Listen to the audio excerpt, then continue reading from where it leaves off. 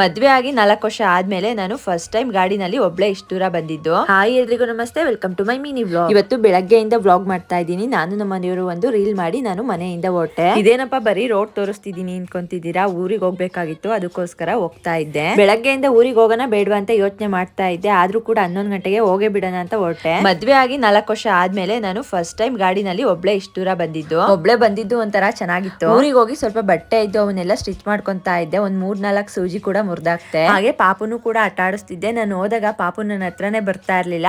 ಆದ್ರೆ ನಾನು ಮನೆಗ್ ಬರೋ ಟೈಮ್ ಅಲ್ಲಿ ನಾನು ಹೋಗ್ತಾ ಇರೋದ್ ನೋಡಿ ಅಳ್ತಾ ಇತ್ತು. ತುಂಬಾನೇ ಮೋಡ ಬೇರೆ ಆಗಿತ್ತು, ಅದಕ್ಕೋಸ್ಕರ ಪಾಪುಗ್ ಬಾಯ್ ಹೇಳಿ ನಾನು ಅಲ್ಲಿಂದ ಹೊರಟೆ. ರೋಡ್ ಅಂತೂ ಫುಲ್ ಖಾಲಿ ಇತ್ತು, ಯಾರು ಓಡಾಡ್ತಾನೆ ಇರ್ಲಿಲ್ಲ. ಎಲ್ಲಾದ್ರೂ ಮಳೆಗೆ ಸಿಗಾಕೊಂತೀನಿ ಅನ್ಕೊಂಡೆ, ಆದ್ರೆ ನಮ್ ತಿಪ್ಟೂರಿಗೆ ಬಂದ್ ನೋಡಿದ್ರೆ ಸ್ವಲ್ಪನೂ ಮೋಡನೇ ಆಗಿರ್ಲಿಲ್ಲ. ಮನೆಗ್ ಬಂದಿದ ತಕ್ಷಣ ಊರಿಂದ ಸ್ವಲ್ಪ ಹೂವಿನ ಗಿಡ ತಗೊಂಡ್ ಬಂದಿದ್ದೆ. ಅದನ್ನ ಹಾಕೋಣ ಅಂತ ಒಂದು ಗುಲಾಬಿ ಗಿಡ ಒಣಗೋಗಿತ್ತು, ಅದನ್ನೆಲ್ಲ ಕಿತ್ತು ರೆಡಿ ಮಾಡ್ತಾ ಇದ್ದೆ. ತುಂಬಾ ಚೆನ್ನಾಗಿ ನೋಡ್ಕೊಂತಿದ್ದೆ, ಏನು ಕೊಂಡ್ಗೋಯ್ತು ಅಂತಾನೆ ಗೊತ್ತಿಲ್ಲ. ಅದನ್ನ ಕಿತ್ತು ಬೇರೆ ರೋಸ್ ಗಿಡನೇ ಹಾಕೋಣ ಅನ್ಕೊಂಡಿದ್ದೆ. ಊರಿಗೆ ಹೋಗಿದ್ನಲ್ಲ, ಅಲ್ಲಿ ಸ್ವಲ್ಪ ಮಲ್ಗೆ ಗಿಡ ಮತ್ತೆ ಕಾಕ್ಟಾ ಗಿಡ ಸಿಕ್ತು, ಅದನ್ನೇ ಹಾಕ್ತೆ. ಎಲ್ಲಾ ಗಿಡಗಳನ್ನು ಹಾಕಿ ಫ್ರೆಶ್ ಅಪ್ ಆಗಿ ಬಂದು ಮನೆಯಲ್ಲಿ ಸಂಜೆ ಪೂಜೆ ಕೂಡ ಮಾಡಿದೆ. ಸ್ವಲ್ಪ ತಲೆನೋವ್ತಿತ್ತು ಅಂತ ಟೀ ಮಾಡ್ಕೊಂಡ್ ಕುಡಿತಿದ್ದೆ. ಅಷ್ಟರಲ್ಲಿ ಚಂದ್ರ ಕಾಣಿಸ್ತಿದೆ ಅಂತ ಎಲ್ಲ ನೋಡ್ತಾ ಇದ್ರು. ನಾನು ಕೂಡ ನೋಡಿ ಕೈ ಮುಗ್ದು ಈ ವರ್ಷ ಎಲ್ಲಾದು ಒಳ್ಳೇದಾಗ್ಲಪ್ಪ ಅಂತ ಕೇಳ್ಕೊಂಡೆ. ಇನ್ನು ಬೆಳಕಿತ್ತು, ಅದರಿಂದ ಚಂದ್ರ ಸ್ವಲ್ಪ ಮಾತ್ರ ಕಾಣಿಸ್ತಾ ಇತ್ತು. ಅದನ್ನೇ ಒಂದು ವಿಡಿಯೋ ಕ್ಲಿಪ್ ತಗೊಂಡೆ. ತುಂಬಾನೇ ಬೇಜಾರಾಗ್ತಿತ್ತು, ಅದರಿಂದ ಏನಾದ್ರೂ ತಿನ್ಬೇಕು ಅನ್ನಿಸ್ತಿತ್ತು. ಟೌನ್ ಒಳಗಡೆ ಹೋಗಿ ಚುರ್ಮುರಿ ಮತ್ತೆ ಬಜ್ಜಿ ತಗೊಂಬಂದ್ ತಿಂದು ಈ ದಿನ ಏನ್ ಮಾಡಿದೆ. ಈ ವ್ಲಾಗ್ ಇಷ್ಟ ಆದ್ರೆ ಒಂದ್ ಲೈಕ್ ಮಾಡಿ, ಮರಿದೆ ಫಾಲೋ ಮಾಡ್ಕೊಳ್ಳಿ. Thank you all.